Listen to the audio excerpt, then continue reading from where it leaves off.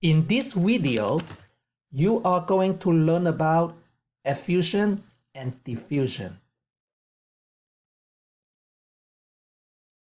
As you may have seen before, we have shown the three different phases of material. The first one is a solid, where it has a fixed volume and a fixed shape. The second one is a liquid, where it has a fixed volume but not a fixed shape. That means it can float around. And the third one over here is a gas. It doesn't have a fixed volume or a fixed shape. We can compress the gas. If you look in detail, the molecules of the gas is not touching each other. Over here, let's focus on this molecule over here. It can travel around in any random direction, and once a while, just happened by chance, it will collide with another molecule and change the direction and keep moving and collide with another molecule. It can also collide on a wall and bounce back. The average distance that it can travel is called a mean free path. Mean means average. Mean free path. Since the molecules can go in different directions and randomly, and the process of this movement of molecules, we call that diffusion. So diffusion is the movement of particles, not only limited to particles. I can give you an example. From high concentration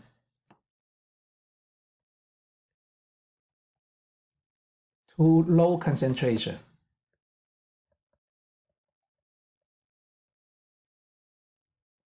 By the random motion.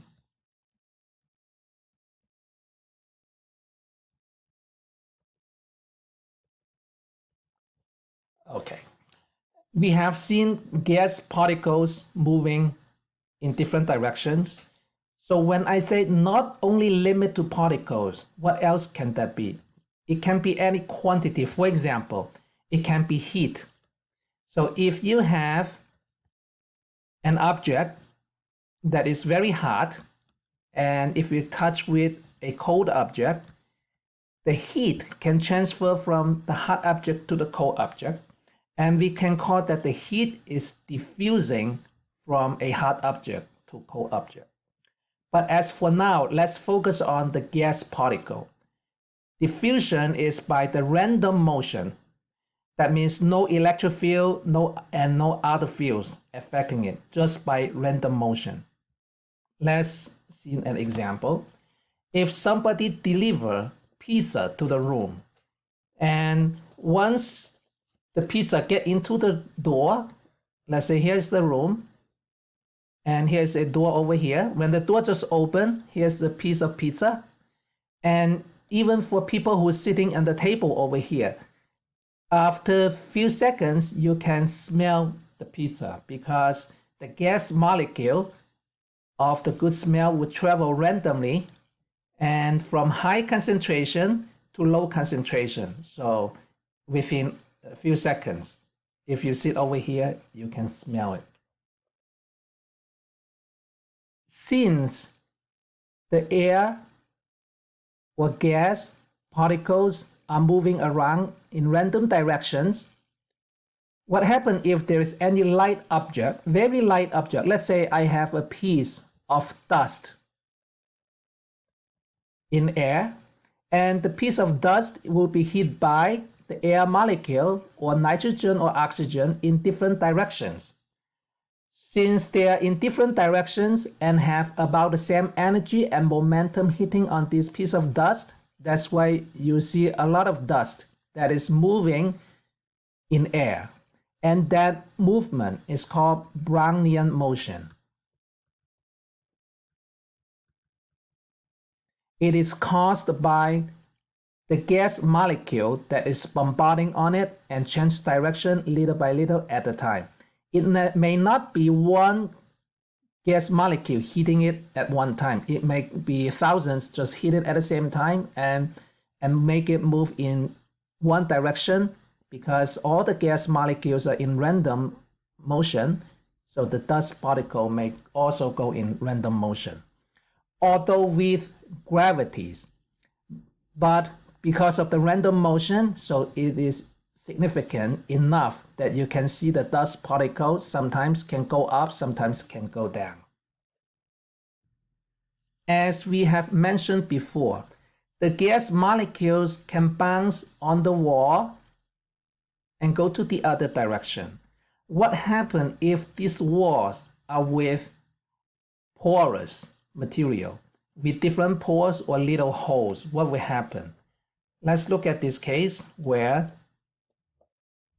on the wall there are small pores. Let's say there are pores like this, and the molecule is over here. The pore size is in the order of the mean free path. Mean free path.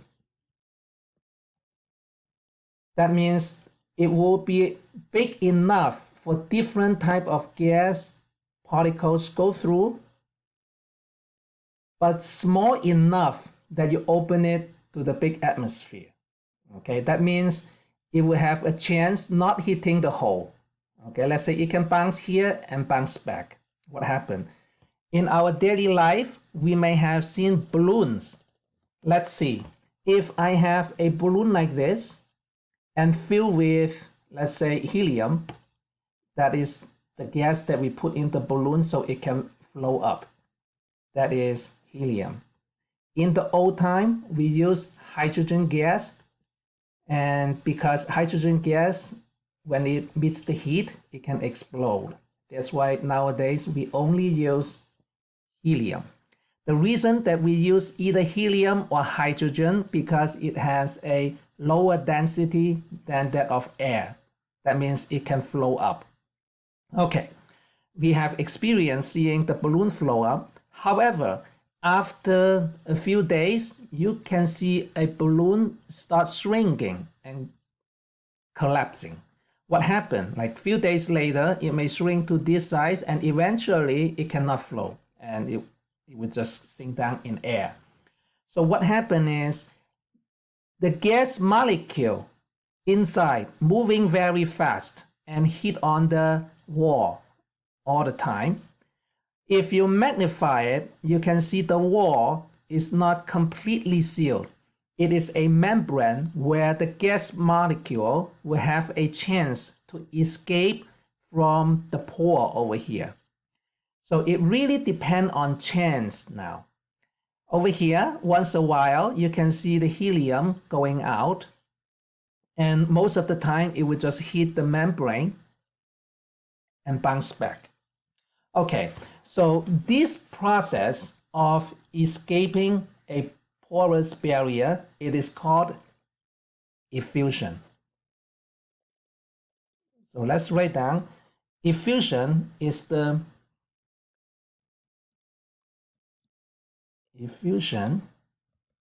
movement of gas particles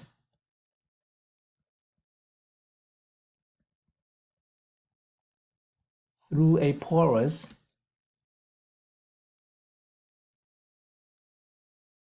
barrier.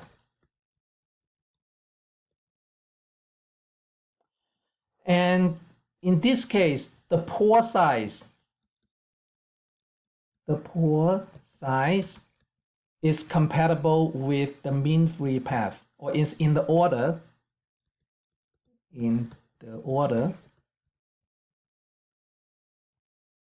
of the mean free path. Okay, so let's look at this way. If you pump the balloons with two different gas, okay, let's say this one, I pump it with helium, and the other one, I pump it, let's say, with nitrogen. About 80% of the gas in air is nitrogen. Okay, so now what do we expect? Which one is going to shrink faster?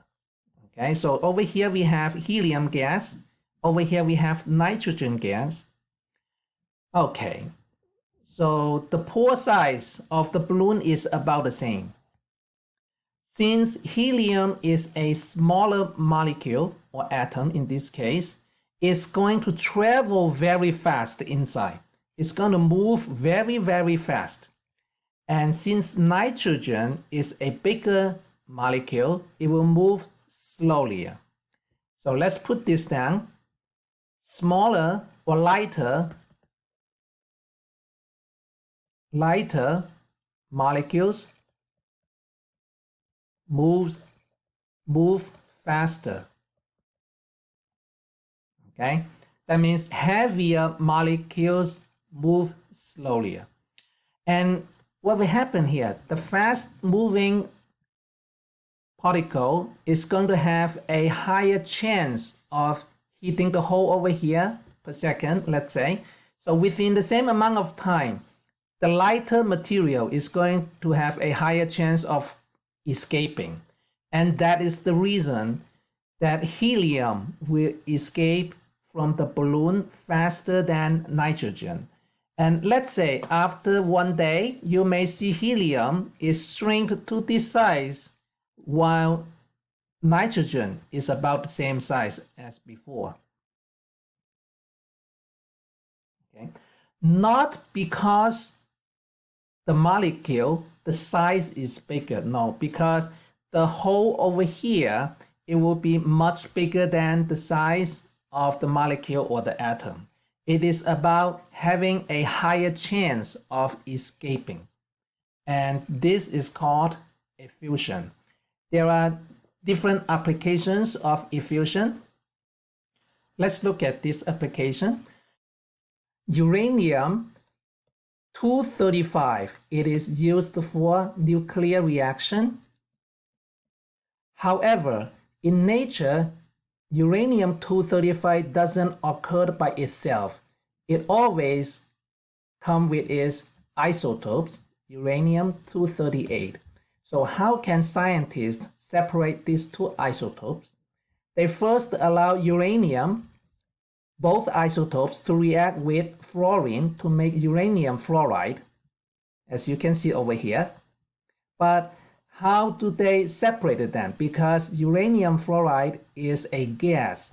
So they can pump this gas with a mixture of uranium-235 and uranium-238. Pump it through a pipe over here. This pipe will have a very porous walls over here, which allows both uranium-235 fluoride and uranium-238 fluoride to escape.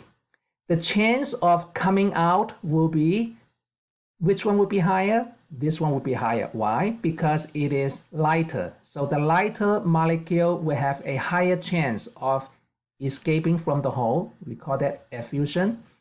And after a while, you look at this, the purple one will represent for the uranium-238, and the green color represents for uranium-235. Over here, the majority is leaving here, going throughout will be uranium-238 because it is heavier. So after we do a few times, let's say over here it has, let's say 95% of uranium-235, and they're going to run the same process again, and then they can get closer to 100% of uranium-235.